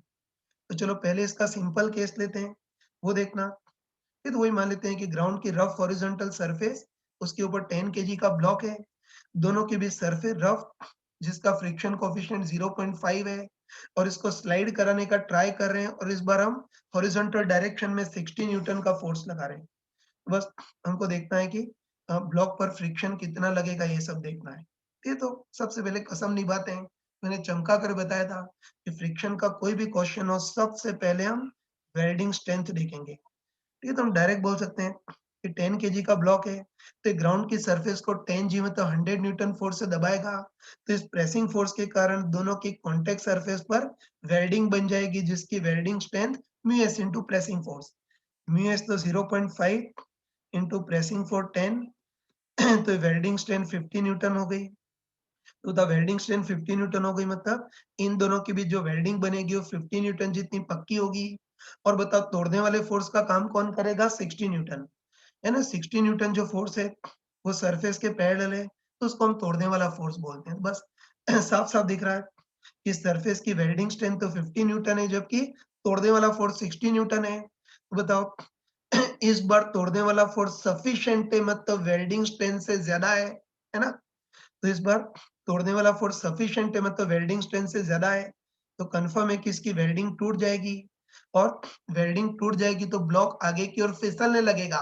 और बताओ ब्लॉक आगे की ओर फिसलेगा तो टांग खींचने के लिए फ्रिक्शन पीछे की ओर, है ना? ब्लॉक आगे की ओर स्लाइड करेगा तो टांग खींचने के लिए फ्रिक्शन पीछे की ओर। और बताओ इस बार वेल्डिंग टूट गई मतलब ब्लॉक फिसलने लग रहा है, तो अब इस पर काइनेटिक फ्रिक्शन लगेगा, जिसकी वैल्यू म्यू के इंटू प्रेसिंग फोर्स। तो बताओ म्यू के तो कितना है? 0.5 इंटू प्रेसिंग फोर्स 100, तो इस पर काइनेटिक फ्रिक्शन लगेगा जिसकी वैल्यू 50 न्यूटन होगी, ठीक है? उसके बाद हमको ये भी पता है कि जो काइनेटिक फ्रिक्शन होता है वो भी एक्शन रिएक्शन होता है, तो ब्लॉक पर काइनेटिक फ्रिक्शन पीछे लगेगा, तो उसका रिएक्शन ग्राउंड सरफेस पर आगे लगेगा। इस फ्रिक्शन की वैल्यू 50 है तो इसकी वैल्यू 50, उसमें इस फ्रिक्शन को अगर एक्शन बोले तो इसको रिएक्शन बोलेंगे। ये काइनेटिक फ्रिक्शन ब्लॉक के पाले में आएगा, और ये काइनेटिक फ्रिक्शन ग्राउंड की सरफेस के पाले में आएगा। बस हमको देखना है कि ब्लॉक पर जो एक्शन स्टैटिक सॉरी ब्लॉक पर जो एक्शन काइनेटिक फ्रिक्शन लग रहा है उसका वर्क डन, ग्राउंड पर जो रिएक्शन काइनेटिक फ्रिक्शन लग रहा है उसका वर्क डन, और फिर एक्शन और रिएक्शन दोनों का ओवरऑल वर्क डन कितना होगा वो देखना है। ये तो हमको अच्छे पता है कि बताओ इस बार ये हमको अच्छे पता है कि इस बार वेल्डिंग टूट गई मतलब ब्लॉक फिसलने लगेगा ना, तो चलो इस बार ब्लॉक का डिस्प्लेसमेंट कुछ ना कुछ होगा, एक्स मान लेते हैं। वैसे तो निकाल भी सकते हैं कि इसका एक्सेलरेशन निकालो और displacement s equal u t plus half at square, लेकिन चलो मान लेते हैं कि बता इस बार वेल्डिंग टूट गई मतलब ब्लॉक निश्चित डिस्प्लेस होगा, तो इस बार ब्लॉक का डिस्प्लेसमेंट नॉन जीरो होगा, तो चलो ब्लॉक का डिस्प्लेसमेंट एक्स मान लेते हैं। तो चलो सबसे पहले हमको देखना है कि इस ब्लॉक पर जो एक्शन काइनेटिक फ्रिक्शन लग रहा है उसका वर्क डन कितना होगा वो देखना है। बस तुम आराम से बताओ कि इस ब्लॉक पर काइनेटिक फ्रिक्शन पीछे लग रहा है, लेकिन ब्लॉक का एक्चुअल डिस्प्लेसमेंट आगे की ओर है, तो बताओ ब्लॉक पर जो काइनेटिक फ्रिक्शन लग रहा है वो इसके एक्चुअल डिस्प्लेसमेंट के अपोजिट है, इसलिए ब्लॉक पर काइनेटिक फ्रिक्शन का वर्क डन नेगेटिव होगा, और मैग्नीट्यूड कितना होगा? Force into displacement. बताओ काइनेटिक फ्रिक्शन फोर्स की वैल्यू 50 न्यूटन है, लेकिन चलो मैं FRE लिख देता हूँ इनटू डिस्प्लेसमेंट x, तो बोल सकते हैं कि ब्लॉक पर जो काइनेटिक फ्रिक्शन है वो ब्लॉक के डिस्प्लेसमेंट के अपोजिट थे। ब्लॉक पर जो काइनेटिक फ्रिक्शन लगेगा उसका वर्क डन नेगेटिव और value minus FR into x. अब बताओ इसका रिएक्शन किस पर लगेगा? ग्राउंड पर। तो बस ग्राउंड पर जो रिएक्शन काइनेटिक फ्रिक्शन है उसका वर्क डन देखना है। बस तुम कॉन्फिडेंटली बताओ कि ग्राउंड पर रिएक्शन काइनेटिक फ्रिक्शन तो लगेगा, लेकिन ग्राउंड का डिस्प्लेसमेंट 0 है। कोई इतने से फोर्स से जमीन थोड़ी हिल जाएगी। तो हम बोल सकते हैं कि ग्राउंड पर रिएक्शन काइनेटिक फ्रिक्शन तो लगेगा, लेकिन ग्राउंड का डिस्प्लेसमेंट 0 है। इससे ग्राउंड पर जो काइनेटिक फ्रिक्शन लग रहा है उसका वर्क डन 0 है ना। बस हम कंफर्म बोल सकते हैं कि ब्लॉक पर जो एक्शन काइनेटिक फ्रिक्शन लग रहा है उसका work done minus FR into x, और ग्राउंड पर जो रिएक्शन काइनेटिक फ्रिक्शन लग रहा है उसका वर्क डन 0। तो बताओ काइनेटिक फ्रिक्शन में एक्शन और रिएक्शन दोनों का ओवरऑल वर्क डन देख सकते हैं ना। बताओ ये जो एक्शन काइनेटिक फ्रिक्शन है उसका work done minus FR into x, और रिएक्शन काइनेटिक फ्रिक्शन का वर्क डन 0। तो काइनेटिक फ्रिक्शन में एक्शन और रिएक्शन दोनों का overall work done minus FR into x आ गया। मतलब काइनेटिक फ्रिक्शन में एक्शन और रिएक्शन दोनों का ओवरऑल वर्क डन 0 नहीं होगा, ओवरऑल वर्क डन नेगेटिव होगा। और ओवरऑल वर्क डन नेगेटिव होगा मतलब काइनेटिक फ्रिक्शन ओवरऑल कुछ न कुछ एनर्जी में लॉस करता है। तो लॉजिकली सोच लिया था, मैथमेटिकली भी आ गया। हाँ बच्चों देखो, अभी तो बहुत सिंपल केस था, लेकिन अब हम एक कॉम्प्लिकेट केस लेते हैं जिसमें किसी ऑब्जेक्ट पर काइनेटिक फ्रिक्शन का वर्क डन पॉजिटिव भी हो सकता है। ऐसा कॉम्प्लिकेट केस लेते हैं, तो उसके लिए वही हम 2 ब्लॉक प्रॉब्लम लेते हैं। मान लेते हैं स्मूथ हॉरिजॉन्टल सरफेस है, उसके ऊपर 6 केजी का ब्लॉक और उसके ऊपर 4 केजी का एक और ब्लॉक है। नीचे वाली सरफेस स्मूथ, लेकिन इनके बीच वाली सरफेस रफ है, जिसका फ्रिक्शन कोएफिशिएंट 0.5 है ना। तो बस इस बार भी नीचे वाले ब्लॉक पर फोर्स लगा रहे हैं, लेकिन इस बार ज्यादा फोर्स लगा रहे हैं, 80 न्यूटन का फोर्स लगा रहे हैं। बस हमको देखना है कि इन दोनों ब्लॉक के बीच काइनेटिक फ्रिक्शन कितना लगेगा वो देखना है, और फिर एक्शन और रिएक्शन काइनेटिक फ्रिक्शन का ओवरऑल वर्क डन कितना होगा वो देखना है। तो हमको अच्छे पता है कि बिल्कुल टिपिकल 2 ब्लॉक प्रॉब्लम है, और मैंने बिल्कुल चमका कर बताया था कि कभी भी 2 ब्लॉक प्रॉब्लम हो तो सबसे पहली चीज ये चेक करनी होती है कि इन दोनों की आपस में वेल्डिंग टूटेगी या नहीं टूटेगी वो चेक करना होता है, और उसको चेक करने का सेट तरीका होता है है ना। उसको चेक करने का अपना 2 स्टेप का जो सेट तरीका उसी से करते हैं। ये तो हमको पता है कि पहली स्टेप में हम दोनों को, है ना, पहली स्टेप में हम दोनों को वेल्डेड है, जुड़ा हुआ मान लेते हैं। मतलब 6 + 4 मतलब 10 केजी का एक सिंगल ब्लॉक मान लेते हैं, और दोनों को जुड़ा हुआ मानते हुए पूरे सिस्टम का कॉमन एक्सेलरेशन निकालते हैं। बताओ अगर इन दोनों को जुड़ा हुआ मान लें तो पूरे सिस्टम पर आगे की ओर ले जाने वाला फोर्स 80 न्यूटन, और पीछे की ओर ले जाने वाला फोर्स बिल्कुल 0, क्योंकि नीचे वाली सरफेस बिल्कुल स्मूथ है। तो दोनों को जुड़ा हुआ मान लें तो पूरे सिस्टम पर आगे की ओर ले जाने वाला फोर्स 80 और पीछे की ओर फ्रिक्शन बिल्कुल 0। तो रिजल्टेंट ड्राइविंग फोर्स 80 होगा, और इस पूरे सिस्टम का टोटल मास 10 है। तो बताओ पूरे सिस्टम का कॉमन एक्सेलरेशन कितना आ गया? Resultant force 80 upon total mass 10 मतलब 8 मीटर पर सेकंड स्क्वायर। तो पहली स्टेप में दोनों को जुड़ा हुआ मानते हैं, इनका कॉमन एक्सेलरेशन निकाल लिया 8 मीटर पर सेकंड स्क्वायर। बस अगली स्टेप में चेक करेंगे कि एक्चुअली वेल्डेड है या नहीं, और हमको पता है कि उसको चेक करने के लिए हम क्या करते हैं, गाड़ी के अंदर से देखते हैं, मतलब गाड़ी के रिस्पेक्ट में देखते हैं। अंदर से देखने पर इस पैसेंजर पर कौन-कौन से फोर्स फील होंगे वो देखना है, पता है ना? अपने सिंपल शब्दों में इसको गाड़ी और इसको पैसेंजर। बस सेकंड स्टेप में गाड़ी के अंदर से देखेंगे, और देखते हैं कि अंदर से देखने पर इस पैसेंजर पर कौन-कौन से फोर्स फील हो रहे हैं वो देखेंगे। तो बताओ इस पैसेंजर पे एक तो इसका खुद का वेट या ग्रेविटेशन फोर्स 4g मतलब 40 न्यूटन ये लगेगा, और कौन सा स्यूडो फोर्स। बताओ पूरे सिस्टम का कॉमन एक्सेलरेशन आगे की ओर है, तो इसके रिस्पेक्ट में देखने पर इस पर स्यूडो फोर्स पीछे की ओर फील होगा, और कितना होगा? M a common. तो बता एम तो कितना है 4 इंटू ए कॉमन कितना है 8। तो स्यूडो फोर्स कितना हो गया बताओ? 32 न्यूटन। बस अब तो वही घिसा पिटा तरीका कि बताओ इस सरफेस की वेल्डिंग स्ट्रेंथ देखेंगे और तोड़ने वाला फोर्स। पहले वेल्डिंग स्ट्रेंथ बताओ, इस सरफेस पर प्रेसिंग फोर्स कितना है 40 न्यूटन। तो बताओ वेल्डिंग स्ट्रेंथ, है ना, इस प्रेसिंग फोर्स के कारण वेल्डिंग बन जाएगी। तो वेल्डिंग स्ट्रेंथ कितनी होगी? Mu S into pressing force. Mu S 0.5 into pressing force 40, तो वेल्डिंग स्ट्रेंथ 20 न्यूटन आ गई। तो बस अब हम चेक कर सकते हैं, तुम देखते ही बताओ कि बताओ वेल्डिंग स्ट्रेंथ तो 20 न्यूटन है और अब तोड़ने वाला फोर्स देखना है ना, तो होता है जो स्यूडो फोर्स है वो इस सरफेस के पैरेलल लग रहा है, तो ये तोड़ने वाले फोर्स का काम करेगा। ठीक है, तो तोड़ने वाला फोर्स कितना होगा, स्यूडो फोर्स मतलब 32 न्यूटन। बस अब तो कोई छोटा है ना, अब तो कोई छोटा बच्चा ही बता सकता है कि बताओ वेल्डिंग स्ट्रेंथ 20 न्यूटन है, जबकि तोड़ने वाला फोर्स 32 न्यूटन है, तो बताओ इस बार तोड़ने वाला फोर्स सफिशिएंट है, मतलब वेल्डिंग स्ट्रेंथ से ज्यादा है, तो कंफर्म है कि वेल्डिंग टूट जाएगी।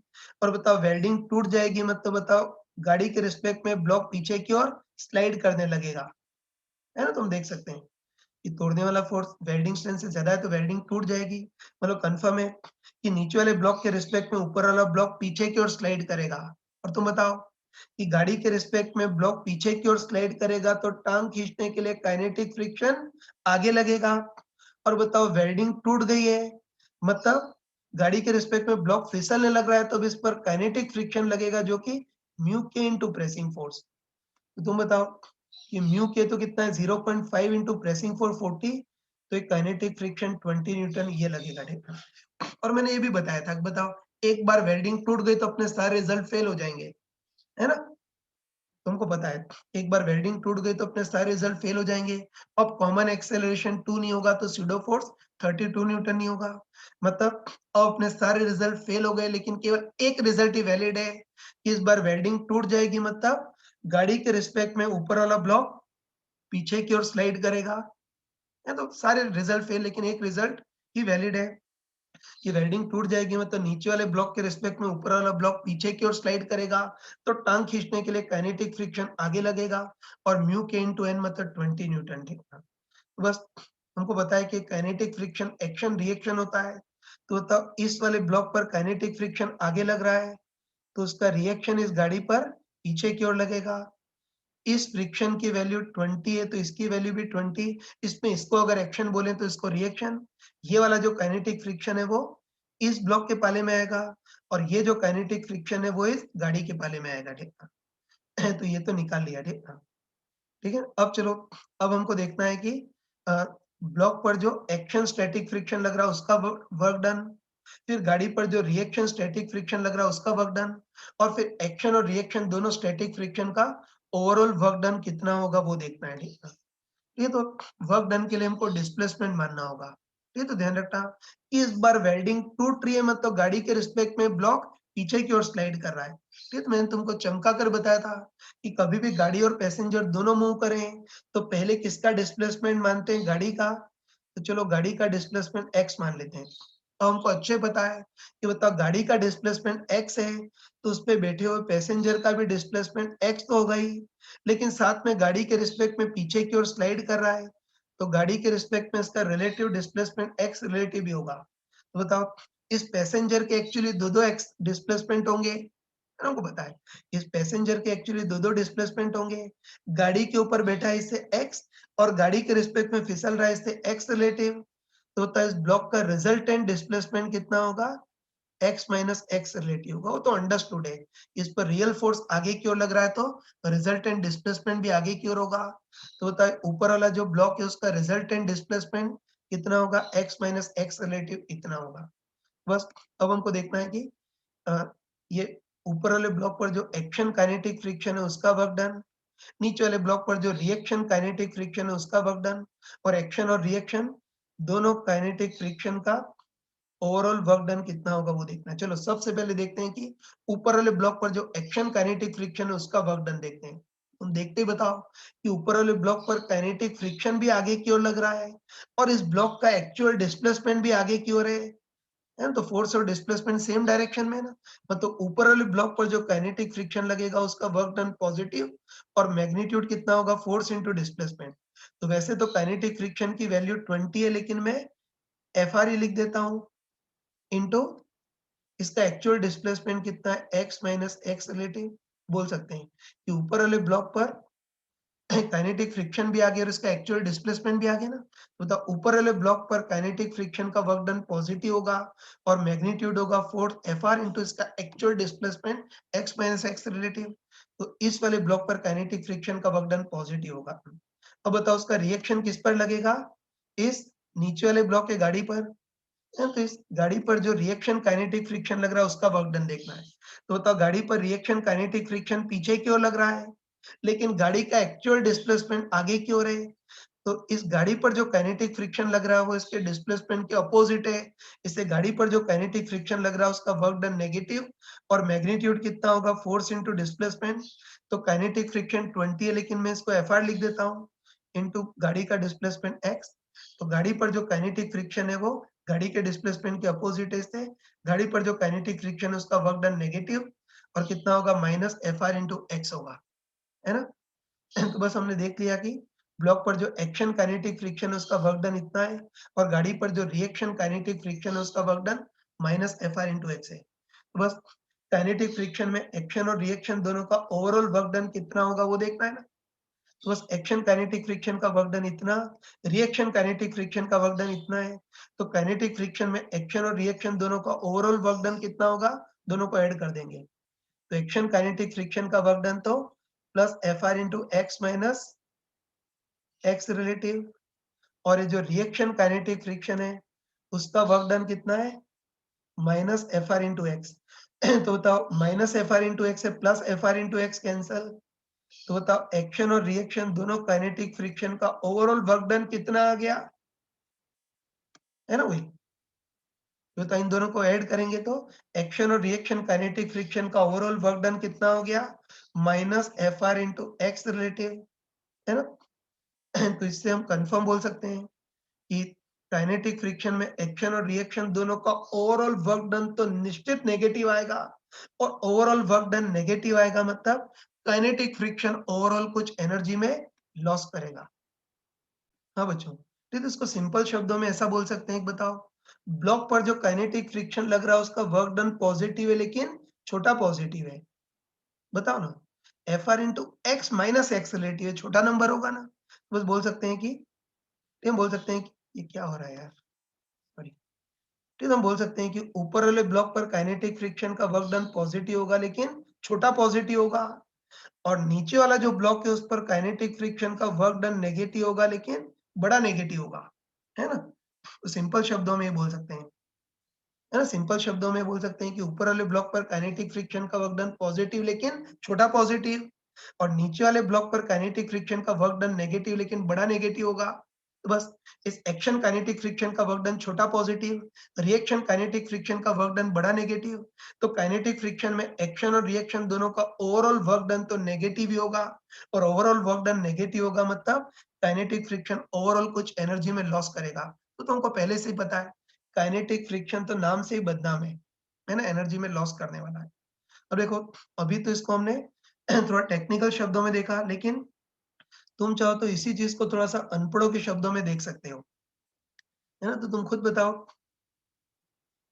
हाँ तुम खुद बताओ कि गाड़ी पर जो काइनेटिक फ्रिक्शन है उसका work done minus F R into x है ना। तो गाड़ी पर काइनेटिक फ्रिक्शन का वर्क डन नेगेटिव है, वर्क डन नेगेटिव मतलब काइनेटिक फ्रिक्शन गाड़ी से कुछ वर्क खा रहा है ना, और ब्लॉक को कुछ वर्क लौटा रहा है। लेकिन तुम बताओ कि गाड़ी पर काइनेटिक फ्रिक्शन का वर्क डन बड़ा नेगेटिव मतलब काइनेटिक फ्रिक्शन गाड़ी से ज्यादा वर्क खाता है, और ऊपर वाले ब्लॉक को कम ही वर्क लौटाता है, बीच में घोटाला कर लेता है मतलब एनर्जी में लॉस करता है ना। तो ध्यान रखना कि काइनेटिक फ्रिक्शन का चरित्र हम ऐसे बता सकते हैं, है ना, काइनेटिक फ्रिक्शन का कैरेक्टर ऐसे बता सकते हैं। ये देखो काइनेटिक फ्रिक्शन, है ना, ये बोल सकते हैं कि काइनेटिक फ्रिक्शन एक ऑब्जेक्ट से ज्यादा वर्क खाता है, लेकिन दूसरे ऑब्जेक्ट को कम ही वर्क लौटाता है, तो बीच में कुछ वर्क या एनर्जी में लॉस कर देता है। तो बोल सकते हैं कि काइनेटिक फ्रिक्शन गाड़ी से ज्यादा वर्क खा रहा है, लेकिन ऊपर वाले पैसेंजर को कम ही वर्क लौटा रहा है, तो बीच में कुछ घोटाला करता है मतलब बीच में कोई एनर्जी में लॉस करता है। तो इससे हम बोल सकते हैं कि काइनेटिक फ्रिक्शन एक बेईमान फोर्स है मतलब नॉन कंजर्वेटिव फोर्स है। फिर हम बोल सकते हैं कि काइनेटिक फ्रिक्शन एक ऑब्जेक्ट से ज्यादा वर्क खाता है, लेकिन दूसरे ऑब्जेक्ट को कम ही वर्क लौटाता है, बीच में घोटाला करता है, मतलब काइनेटिक फ्रिक्शन ओवरऑल वर्क की एनर्जी में लॉस करता है ना, इसलिए इसका ओवरऑल वर्क डन नेगेटिव होता है। और ध्यान रखना कभी भी ऐसी सिचुएशन हो जिसमें एक ब्लॉक के ऊपर दूसरा ब्लॉक स्लाइड कर रहा हो, तो काइनेटिक फ्रिक्शन में एक्शन और रिएक्शन दोनों का ओवरऑल वर्क डन नेगेटिव होगा, और कितना होगा, minus of kinetic friction into x relative ही होगा। बस अब काइनेटिक फ्रिक्शन के बारे में भी हम स्टेटमेंट दे सकते हैं ना। तो हम बोल सकते हैं कि काइनेटिक फ्रिक्शन का किसी ऑब्जेक्ट पर वर्क डन 0 भी हो सकता है। जैसे बताओ ग्राउंड की सरफेस पर काइनेटिक फ्रिक्शन का वर्क डन 0 था। तो हम बोल सकते हैं कि काइनेटिक फ्रिक्शन का किसी ऑब्जेक्ट पर वर्क डन 0 भी हो सकता है, किसी ऑब्जेक्ट पर वर्क डन पॉजिटिव भी हो सकता है। जैसे बताओ ऊपर वाले ब्लॉक पर वर्क डन पॉजिटिव था और किसी ऑब्जेक्ट पर वर्क डन नेगेटिव भी हो सकता है ना? तो ठीक है, तो हम बोल सकते हैं कि काइनेटिक फ्रिक्शन का किसी ऑब्जेक्ट पर वर्क डन 0 भी हो सकता है, किसी ऑब्जेक्ट पर वर्क डन पॉजिटिव भी हो सकता है और किसी ऑब्जेक्ट पर वर्क डन नेगेटिव भी हो सकता है। लेकिन काइनेटिक फ्रिक्शन में एक्शन और रिएक्शन दोनों का ओवरऑल वर्क डन तो निश्चित नेगेटिव होगा और ओवरऑल वर्क डन नेगेटिव होगा मतलब काइनेटिक फ्रिक्शन ओवरऑल कुछ एनर्जी में लॉस करेगा या कुछ एनर्जी डिसिपेट करेगा। ठीक है, तो काइनेटिक फ्रिक्शन का भी चरित्र हमने पूरा देख लिया। हाँ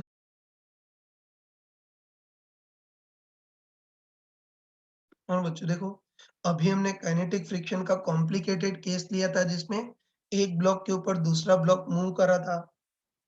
लेकिन चलो अब हम वापस काइनेटिक फ्रिक्शन का नॉर्मल केस लेते हैं। ठीक है, तो हम देखते हैं कि किसी फिक्स सरफेस पर कोई ब्लॉक ऐसे आगे पीछे मूव कर रहा हो तो ब्लॉक पर जो काइनेटिक फ्रिक्शन लगेगा उसका टोटल वर्क डन कितना होगा वो देखते हैं। ठीक है, तो इसको समझने के लिए एक नॉर्मल टाइप का केस लेते हैं। जैसे मान लेते हैं कि ग्राउंड की रफ सरफेस है, उसके ऊपर m मास का ब्लॉक रखा है। फिर हमको दे रखा है कि ग्राउंड और ब्लॉक के बीच सरफेस रफ है जिसका फ्रिक्शन कोएफिशिएंट म्यू के है।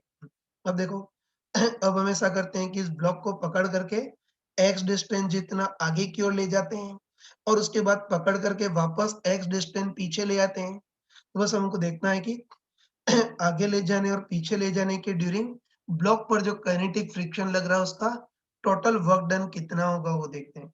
है ना? स्टार्ट करते हैं। तो चलो पहले ऐसा करते हैं कि ब्लॉक को पकड़ करके एक्स डिस्टेंस जितना आगे की ओर ले जाते हैं। तो हमको देखना है कि ए से बी तक जो आगे ले आ रहे हैं इस ड्यूरिंग काइनेटिक फ्रिक्शन का वर्क कितना होगा वो देखना है ना? स्टार्ट करते हैं।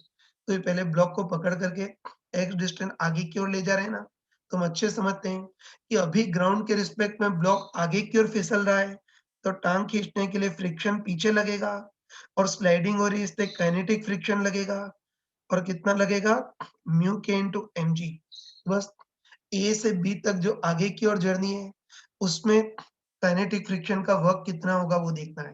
ये तो हम साफ-साफ देख सकते हैं कि ए से बी तक जो आगे वाली जर्नी है ना, उसमें बताओ ब्लॉक पर kinetic friction mu k m जी इतना पीछे लग रहा है, लेकिन इसका डिस्प्लेसमेंट आगे की ओर हो रहा है। तो बताओ ये जो काइनेटिक फ्रिक्शन है वो डिस्प्लेसमेंट के अपोजिट है, इसलिए काइनेटिक फ्रिक्शन का वर्क डन नेगेटिव होगा और उसका मैग्नीट्यूड कितना होगा फोर्स इंटू डिस्प्लेसमेंट। तो kinetic friction force mu k m g into displacement x. हम कंफर्म बोल सकते हैं कि फॉरवर्ड जर्नी में काइनेटिक फ्रिक्शन डिस्प्लेसमेंट के अपोजिट है, तो फॉरवर्ड जर्नी में काइनेटिक फ्रिक्शन का वर्क डन नेगेटिव होगा और मैग्नीट्यूड होगा kinetic friction force mu k m g into x. तो ए से बी तक फॉरवर्ड जर्नी में काइनेटिक फ्रिक्शन का वर्क डन इतना होगा मतलब नेगेटिव होगा। अब ये बी तक तो पहुंच गया ना। अब ऐसा करते हैं कि इसको पकड़ करके वापस एक्स डिस्टेंस पीछे की ओर ले जाते हैं। तो बस तुम आराम से बताओ कि अब इसको पकड़ करके एक्स डिस्टेंस पीछे ले जा रहे हैं ना, तो बताओ अब ग्राउंड के रिस्पेक्ट में ब्लॉक पीछे की ओर फिसल रहा है, तो अब टांग खींचने के लिए काइनेटिक फ्रिक्शन आगे की ओर लगेगा और इस बार भी स्लाइडिंग हो रही है इसलिए काइनेटिक फ्रिक्शन ही लगेगा म्यू के एम जी। तो बस बी से तक जो रिटर्न जर्नी है उसमें इस काइनेटिक फ्रिक्शन का वर्क डन इतना है। बस तुम बताओ कि बी से तक जो रिटर्न जर्नी है उसमें डिस्प्लेसमेंट पीछे की ओर है लेकिन टांग अड़ाने वाला काइनेटिक फ्रिक्शन आगे की ओर है। तो इस वाले पार्ट में भी जो काइनेटिक फ्रिक्शन है वो डिस्प्लेसमेंट के अपोजिट है, इसलिए रिटर्न जर्नी में भी काइनेटिक फ्रिक्शन का वर्क डन नेगेटिव होगा और मैग्नीट्यूड कितना होगा फोर्स इंटू डिस्प्लेसमेंट। तो kinetic friction force mu k m g into displacement x. बस हम कंफर्म बोल सकते हैं, हम कंफर्म बोल सकते हैं कि फॉरवर्ड जर्नी में भी काइनेटिक फ्रिक्शन का वर्क डन नेगेटिव होगा और रिटर्न जर्नी में भी काइनेटिक फ्रिक्शन का वर्क नेगेटिव होगा। तो बस हमको देखना है कि आगे ले जाने और पीछे ले आने के ड्यूरिंग इस काइनेटिक फ्रिक्शन का टोटल वर्क कितना होगा वो देखना है। ये तो हम साफ-साफ बोल सकते हैं कि आगे ले जाने के ड्यूरिंग भी काइनेटिक फ्रिक्शन का work done minus mu k m g into x है और पीछे ले जाने के ड्यूरिंग भी काइनेटिक फ्रिक्शन का work done minus mu k m g into x है। तो बस हम कंफर्म बोल सकते हैं फिर हम कंफर्म बोल सकते हैं कि आगे ले जाने और पीछे ले आने के ड्यूरिंग ब्लॉक पर जो काइनेटिक फ्रिक्शन लग रहा है उसका टोटल वर्क डन कितना होगा, इन दोनों का एडिशन। तो इन दोनों को ऐड करेंगे तो इस फॉरवर्ड और रिटर्न जर्नी में काइनेटिक फ्रिक्शन का टोटल वर्क डन कितना आ जाएगा, -2 म्यू के एमजी इंटू एक्स। या इसको हम कैसे लिख सकते हैं, माइनस म्यू के एमजी इंटू 2x। बस हम कंफर्म बोल सकते हैं कि पहले इसको x डिस्टेंस आगे ले जा रहे हैं और x डिस्टेंस फिर पीछे ले आ रहे हैं, तो होता है इस पूरे मोशन में, इस पूरी जर्नी में काइनेटिक फ्रिक्शन का total work done minus mu के एमजी इंटू 2x आएगा। अब इसको जनरलाइज करते हैं, तो बताओ इसमें जो 2x है उसको हम जनरलाइज फॉर्म में क्या लिख सकते हैं, डिस्टेंस ट्रैवल्ड। तुम बताओ कि पहले इसको x डिस्टेंस आगे ले जा रहे हैं और फिर x डिस्टेंस पीछे ले आ रहे हैं, तो इसका डिस्प्लेसमेंट भले ही 0 लेकिन डिस्टेंस ट्रैवल 2x होगा। तो 2x को हम क्या बोल सकते हैं, डिस्टेंस ट्रैवल्ड ये बोल सकते हैं। तो बस इससे हम कंक्लूजन निकाल सकते हैं कि कभी फिक्स सरफेस पर ब्लॉक को ऐसे आगे पीछे मूव कराएं, है ना, हम बोल सकते हैं कि कभी भी किसी फिक्स सरफेस पर ऐसे ब्लॉक को आगे पीछे मूव कराएं, तो बताओ इस पूरे मोशन में काइनेटिक फ्रिक्शन का total work done minus mu के एमजी इंटू डिस्टेंस ट्रैवल्ड होता है। कि 2x को डिस्टेंस ट्रैवल बोल सकते हैं ना। तो बस हम कह सकते हैं कि कभी भी किसी फिक्स सरफेस पर ब्लॉक को ऐसे आगे पीछे मूव कराने हो, तो देखो इस पूरी जर्नी में काइनेटिक फ्रिक्शन का टोटल वर्क डन कितना होगा, माइनस म्यू के एमजी इंटू डिस्प्लेसमेंट, नहीं, माइनस म्यू के एमजी इंटू डिस्टेंस ट्रैवल्ड होगा। ये हमने लॉजिकली देख लिया। हाँ बच्चों, ठीक है, तो अभी हमने डिटेल में देख लिया, लेकिन अब हमको इसका रिजल्ट याद रखना है। ये तो अच्छे ध्यान रखना तुम कि कभी भी किसी फिक्स सरफेस पर, है ना, कभी भी किसी फिक्स सरफेस पर ब्लॉक को ऐसे आगे पीछे मूव करा रहे हो, तो देखो इस पूरे मोशन में काइनेटिक फ्रिक्शन का टोटल वर्क डन कितना होगा, माइनस म्यू के एमजी इंटू डिस्प्लेसमेंट, नहीं, माइनस म्यू के एमजी इंटू डिस्टेंस ट्रैवल्ड होगा, ठीक ना। और देखो इसमें एक इम्पोर्टेंट चीज देख सकते हैं, ये तो हम क्लियरली बोल सकते हैं कि बताओ काइनेटिक फ्रिक्शन का, है ना, सबसे पहले हमको पता है कि काइनेटिक फ्रिक्शन ईमानदार नहीं, बेईमान या नॉन कंजर्वेटिव होता है। ये तुम यहीं से देख सकते हो। बताओ फॉरवर्ड जर्नी में भी ये वर्क खा रहा है और रिटर्न जर्नी में भी वर्क खा रहा है, दिख रहा है तुमको। तो ध्यान रखना कि काइनेटिक फ्रिक्शन जो है वो फॉरवर्ड जर्नी में भी वर्क खाता है और रिटर्न जर्नी में भी खाता है, तो खाए हुए वर्क को वापस नहीं लौटाता है। मतलब काइनेटिक फ्रिक्शन एक डिसऑनेस्ट या बेईमान फोर्स है, और इस टाइप के जो डिसऑनेस्ट फोर्स होते हैं उसको नॉन कंजर्वेटिव बोलते हैं। ये तो काइनेटिक फ्रिक्शन एक डिसऑनेस्ट या नॉन कंजर्वेटिव फोर्स है। और थोड़ा सा हमने सॉल्व किया तो हमको पता चल गया कि इस काइनेटिक फ्रिक्शन का, है ना, किसी सरफेस पर ब्लॉक को कॉम्प्लिकेटाइज से मूव कराएं तो काइनेटिक फ्रिक्शन का total work done minus mu के एमजी इंटू डिस्टेंस ट्रैवल्ड हो गया। तो हमको अच्छे पता है कि जो डिस्टेंस ट्रैवल्ड होता है वो केवल इनिशियल या फाइनल कंडीशन पे नहीं, बीच के पाथ पे भी डिपेंड करता है ना। काइनेमेटिक्स में हमने पढ़ा है कि जो डिस्टेंस ट्रैवल्ड होता है वो केवल इनिशियल और फाइनल पोजीशन पे नहीं, बीच के पाथ पे भी डिपेंड करता है। और तुम बताओ कि चूंकि डिस्टेंस ट्रैवल पाथ पर डिपेंड करता है, इससे काइनेटिक फ्रिक्शन का जो टोटल वर्क डन है वो भी पाथ पर डिपेंड करेगा। तो इससे हम क्लियरली बोल सकते हैं कि काइनेटिक फ्रिक्शन एक डिसऑनेस्ट या नॉन कंजर्वेटिव फोर्स है और इसका वर्क डन पाथ पे डिपेंड कर रहा है। तो इससे हम कंक्लूजन निकाल सकते हैं कि जो डिसऑनेस्ट या नॉन कंजर्वेटिव फोर्स होते हैं उनका वर्क डन पाथ पर डिपेंड करता है। ये तो हमने काइनेटिक फ्रिक्शन के लिए देखा, लेकिन बाकी भी कोई नॉन कंजर्वेटिव हो तो उसका वर्क डन पाथ पे डिपेंड करता है, ठीक है। तो ध्यान रखना, पहले कई लोग सोचते थे कि ईमानदार और बेईमान होना और पाथ पे डिपेंड करना या नहीं करना उसमें क्या रिलेशन है, लेकिन यहाँ से क्लियरली बोल सकते हैं कि बताओ जो डिसऑनेस्ट या नॉन कंजर्वेटिव फोर्स होता है उसका वर्क डन पाथ पे डिपेंड करता है। हाँ बच्चों, अभी जो कंसेप्ट पढ़ा उसी बेसिक कॉमन टाइप का क्वेश्चन ले रहा हूँ, लेकिन अधिकतर बच्चे इसमें गलती करते हैं। तो देखो क्वेश्चन की लैंग्वेज मैंने लिख दी है, मैं जस्ट एक्सप्लेन ही कर रहा हूँ। तो देखो इस बार हमको दे रखा है कि कोई कागज है जिसको फिक्स रखा है ना, हमको दे रखा है कि कोई कागज या कोई पेपर है उसको तो कुछ भी करके फिक्स रखा है। और अब हम क्या करते हैं कि किसी पेन की मदद से, है ना, किसी पेन की मदद से इस कागज पर आर रेडियस का कोई सर्किल ड्रॉ करते हैं, है ना। तो ये कागज तो फिक्स है और पेन की मदद से हम इस कागज के ऊपर आर रेडियस का कोई सर्किल ड्रॉ करते हैं। अब हमको पता है कि बताओ पेन से अगर कागज पे लिखना है तो उसके लिए पेन को कागज पर दबाना होगा ना। तो हमको दे रखा है कि लिखने के लिए ये पेन से हम कागज पर को दबा रहे हैं और पेन और कागज के बीच जो प्रेसिंग फोर्स है वो हमको एन दे रखा है और पेन और कागज के बीच काइनेटिक फ्रिक्शन कोएफिशिएंट म्यू के दे रखा है और बस कागज तो फिक्स है और लेकिन पेन की मदद से हम आर रेडियस का कोई सर्किल बनाते हैं। तो बस हमको देखना है कि सर्किल बनाने के ड्यूरिंग पेन पर जो काइनेटिक फ्रिक्शन लगेगा उसका वर्क डन कितना होगा और दूसरा पूछा है कि उसका रिएक्शन कागज पर लगेगा तो कागज पर जो काइनेटिक फ्रिक्शन होगा उसका वर्क डन कितना होगा वो देखना है ना। स्टार्ट करते हैं। तो हमको दे रखा है कि कागज तो फिक्स है, हमको दे रखा है कागज तो फिक्स है और पेन की मदद से मैं इसे सर्किल बना रहे हैं ना। तो तुम खुद बताओ कि कागज तो फिक्स है लेकिन उसके रिस्पेक्ट में पेन आगे की ओर फिसल रहा है। तो देखते ही बताओ कि कागज के रिस्पेक्ट में पेन आगे की ओर खिसक रहा है, फिसल रहा है, तो इस पर टांग खींचने के लिए काइनेटिक फ्रिक्शन पीछे लगेगा। मैं इतना ढंग से चित्र नहीं बना पा रहा हूँ लेकिन शायद समझ गए होंगे कि कागज तो फिक्स है और उसके रिस्पेक्ट में पेन आगे की ओर फिसल रहा है, तो टांग खींचने के लिए इस पेन पर काइनेटिक फ्रिक्शन पीछे लगेगा और काइनेटिक फ्रिक्शन कितना होगा म्यू के इंटू एन, जहाँ एन वो प्रेसिंग फोर्स होगा है ना। पेन से लिखने के लिए हमको पेन को दबाना पड़ता है, तो पेन को जितने फोर्स से दबा रहे हैं वो एन है। बोल सकते हैं कि कागज के रिस्पेक्ट में पेन आगे की ओर फिसल रहा है, तो टांग खींचने के लिए पेन पर काइनेटिक फ्रिक्शन पीछे लगेगा म्यू के इंटू एन। बताओ पेन पर काइनेटिक फ्रिक्शन पीछे लगेगा तो उसका रिएक्शन कागज पर आगे लगेगा। कह सकते हैं ना कि पेन पर काइनेटिक फ्रिक्शन पीछे लगेगा तो उसका रिएक्शन कागज पर आगे लगेगा। इस काइनेटिक फ्रिक्शन की वैल्यू म्यू के इंटू एन है तो इसकी वैल्यू म्यू के इंटू एन। इस काइनेटिक फ्रिक्शन को अगर एक्शन बोले तो इस काइनेटिक फ्रिक्शन को रिएक्शन। और ये भी पता है कि ये जो काइनेटिक फ्रिक्शन है वो पेन के पाले में आएगा और ये काइनेटिक फ्रिक्शन कागज के पाले में आएगा। तो चलो सबसे पहले हमको देखना है कि कागज पर जो काइनेटिक फ्रिक्शन लग रहा है उसका वर्क डन कितना होगा वो देखना है। तो ये तो हम कॉमन सेंस से बता सकते हैं कि कागज पर काइनेटिक फ्रिक्शन फोर्स तो लगेगा लेकिन कागज फिक्स है, हिल ही नहीं रहा है। इससे कागज पर तो काइनेटिक फ्रिक्शन का वर्क डन 0 होगा।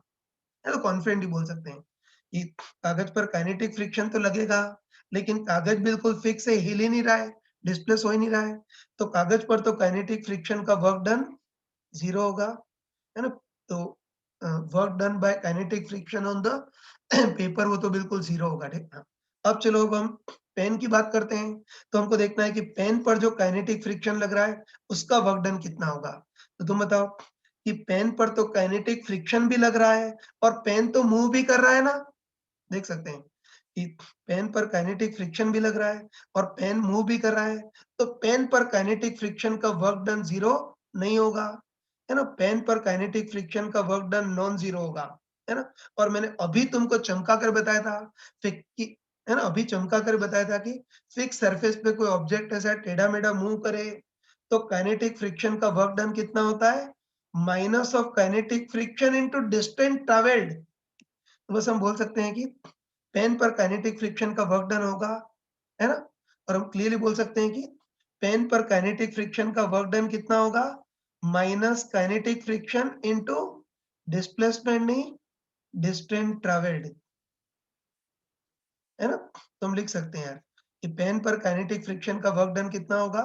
Minus kinetic friction into distance travelled. तो होता माइनस काइनेटिक फ्रिक्शन तो म्यू के इंटू एन।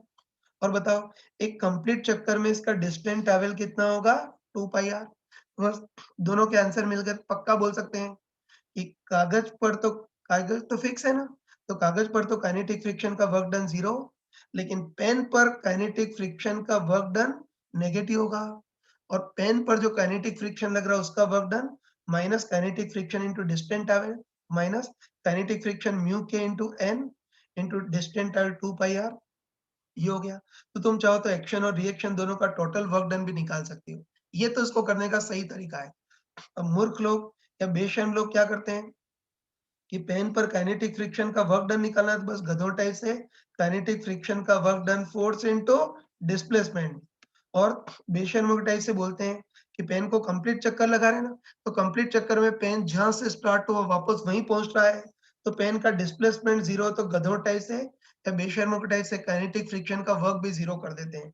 ये सही नहीं, ये गलत है। तो पिछले वाले एग्जाम्पल में हम फॉर्मूला बना चुके हैं। ठीक है, पिछले वाले एग्जांपल में देखा था कि फिक्स सरफेस के ऊपर कोई ऑब्जेक्ट टेढ़ा मेढ़ा मूव करे तो उस पर काइनेटिक फ्रिक्शन का work done minus kinetic friction into displacement नहीं होता है, minus kinetic friction into distance travelled होता है। That is the thing.